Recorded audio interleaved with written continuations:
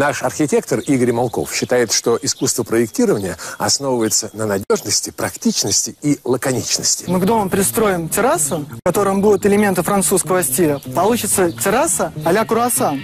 Демонтируем старые ступени. Они нам не нужны. Здесь мы сочиним совсем другую историю. Устанавливаем фундамент на винтовых сваях. Если вы решили сделать пристройку к дому, используйте именно такой фундамент. С ним любое строение можно основательно соединять с домом. Нижнюю обвязку делаем из бруса. Укладываем лаги для пола. Обычно между ними выдерживается расстояние в 1 шаг. Так давление на половые доски будет распределяться равномерно. У двери выстраиваем каркас для новых ступеней.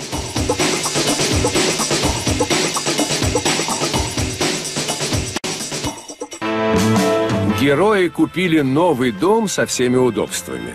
И парадный вход есть, и дверь в сад. Одного только недоставало – маленькой уютной террасы. Теперь у семьи появилось место для приятных застолий и отдыха. С кирпичными колоннами и удобными лавками, с цветочными стойками и биокамином. Интерьер с легким французским прононсом.